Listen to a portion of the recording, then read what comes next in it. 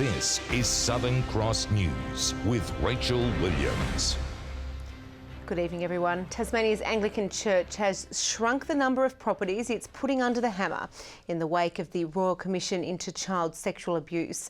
34 sites earmarked for sale will now stay in church hands after local parishioners raised enough money to pay their share of the National Redress Scheme. 107 properties now stands at 73.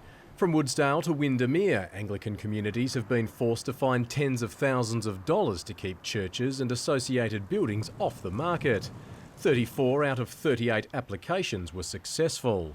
We anticipate that some people will be disappointed about the properties that are still on the list. We think we've struck the balance. Catherine Anderson's local church at Wynyard was among those given a lifeline. We're very pleased that we have saved our church from sale, but we put up the money in alternate ways. With just a quarter of sale proceeds going towards the $8 million redress fund, the Bishop says communities didn't pay top dollar to keep their churches.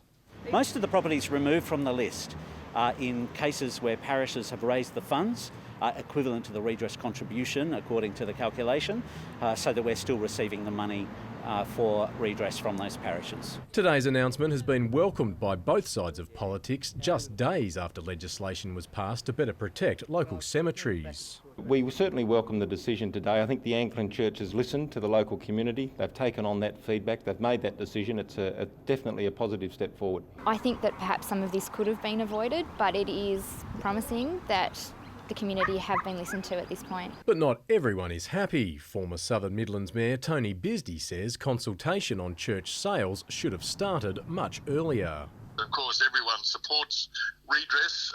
It's just the process of how it's done. Unfortunately, the Bishop chose to identify those properties without consultation with the parishioners. He says his community has been ignored despite offering alternative solutions for raising the required funds. There was only one church out of 8 that has been put on the exclusion list, and I think Southern Midlands is the hardest hit municipality in the state of Tasmania. And while some are vowing to fight on, the Anglican Church is adamant today's decision is final. Andrew McCarthy, Southern Cross News. Emergency services are currently at the scene of a serious crash on West Kentish Road near Sheffield. Traffic delays are likely around the area. Injuries are unknown at this stage. Meanwhile, Tasmania Police has renewed calls to help find missing St Helens man John Thomas Norrish. The 52-year-old was last seen in the St Helens area on November 27. He was wearing cream-coloured cargo pants, a dark zip-up jacket and black Blunston boots. Mr Norrish is also known to ride a red mountain bike. Anyone with information is urged to contact police. Nearly a dozen Tasmanian retail workers are out of a job tonight after Roger David closed its doors for the final time. The menswear retailer went into administration earlier this year and no buyer has come forward to save the business. 500 staff have lost their jobs nationwide, with 57 stores shutting down around the country, including 2 in Tasmania. Administrators cited global competition from online retailers as the biggest factor in the failure. Roger David had been trading for 76 years. Around 80 riders have braved all the conditions Mother Nature could throw at them for the annual Tasmania Police Charity Trust bike ride. After starting from Cradle Mountain 3 days ago, riders covered around 400 kilometres, pedalling through Strawn, Queenstown and Tarraleah, before arriving at the Glenorchy Police Station this afternoon.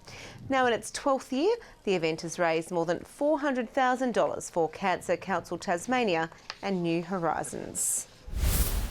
The Clarence City Council is hoping its new Kayak Trail will make plenty of waves as the weather warms up this summer. The guide gives advice about recommended routes, safety and places to pull ashore. And it's not just designed for hardcore adventurers, with some trails also taking in the sheltered shallows around Cremorne and Sandford.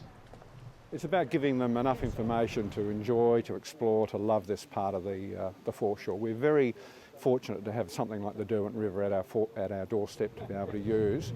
And sea kayaking is a growing sport and it's good for you to be involved. Copies of the Kayak Trail can be found on the Clarence City Council website.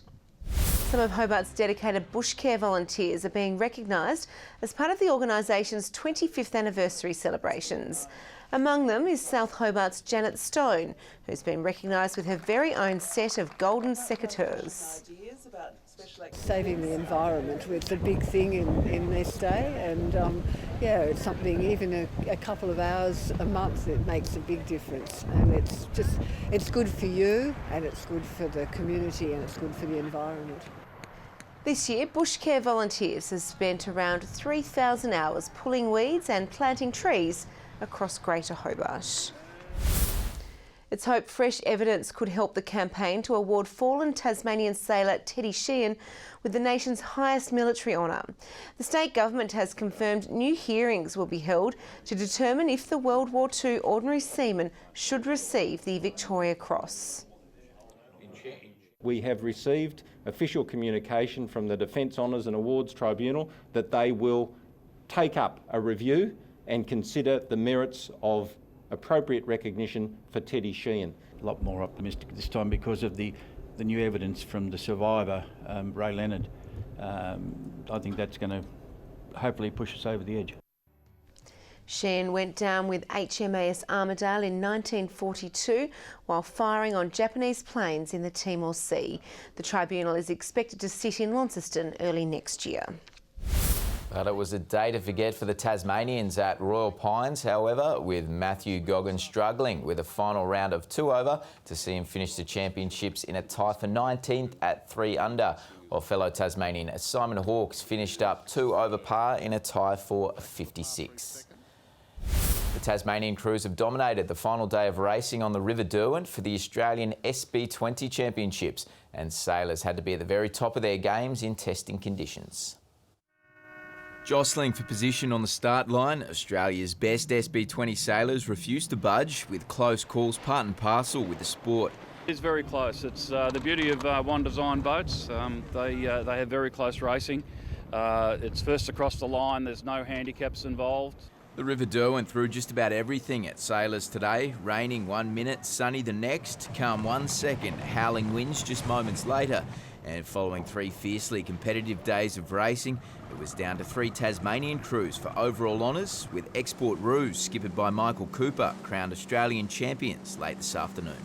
Some great sailors here in Tasmania. They love the breeze. They're big breeze sailors, and it's in their blood. To boxing, and it was another successful night for the Tasmanian contingent at the Australian Amateur Championships at Hobart City Hall, with Seb Wells and Liam McKenzie both claiming gold medals in their respective weight divisions. It was also a night to remember for Queensland fighter Michael Lynch following his winning bout. Tasmania once again punching well above its weight on the national stage, with 12 of the state's fighters claiming gold medals and 20 winning silver over the 3 nights. Far from being a way just to get around, the scooter is fast taking off as the next big way to defy gravity among Tassie's teenagers.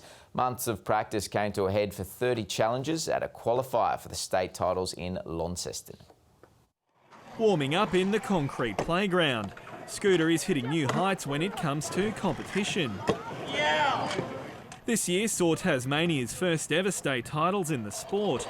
Now it's gaining momentum. We've had nothing like it. The last year it's just been blowing up, I reckon. Today they came from all around the state for a qualifier in Launceston. The skate park is already a second home to the locals who know every unforgiving edge and surface. I come here anywhere from 6 to 8 hours a day on the weekend, about 3 hours after school. For many, the dream is to one day compete in front of huge crowds like these.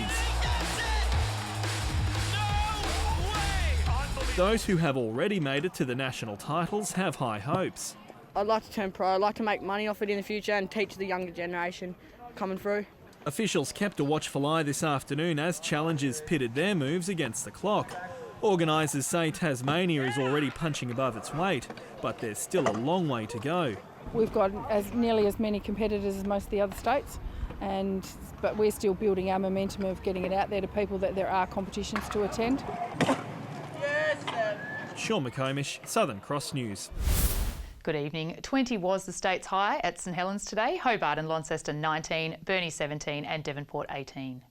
Friendly beaches in Maria Island reached 19 today. 17 was a popular temperature across the state, recorded at King Island, Flinders Island, Smithton, Lowhead and Ouse. Strawn 16, Lyowini 10 and the Harts Mountains 8 degrees. Lines of low-level convective clouds swept across the state from west to east today. Here we can see a cloud band to the east and another less well-defined cloud band to the west of Tasmania, and open cloud over the Bight and Tasmania is indicative of cold air. Tomorrow, a low and cold front is off the south-west coast of Tasmania. A high is centred over the head of the Bight and extends a ridge into eastern states. Troughs and lows remain over the north of the continent. West to northwesterly winds 20 to 30 knots, increasing to 30 to 40 knots before tending southwesterly at similar speeds during the day, seas reaching 3 to 5 metres. A severe weather warning is current for damaging winds about Bass Strait, the Central Plateau and the northwest and far southern coasts. A gale warning is also current for all Tasmanian coastal waters except the upper east coast and the Derwent Estuary, which both have strong wind warnings issued. A small craft wind alert for the southwest and Central Plateau lakes, and a sheep graziers warning for the northwest, King Island, southeast, upper Derwent and the Midlands forecast districts. Tomorrow, Hobart, windy with showers 18, 15 in Dover, windy with showers, Ouse, wind and showers 17.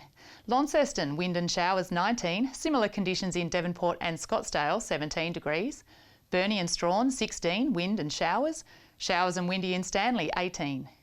Showers in St Helens and Swansea 19, Ross, wind and showers 18. The UV is very high 9s and 10s across the state. Showers about the west and far south on Tuesday, fine elsewhere. Wednesday, fine and mostly sunny, and fine and mostly sunny for Thursday also. Now a look at mainland temperatures. Sunny in Canberra 24, Sydney sunny 27, Brisbane sunny 32 and Melbourne cloudy with 21 degrees. Currently in Hobart it's 16 and partly cloudy, Launceston 15 and partly cloudy, Devonport 15 and mostly cloudy.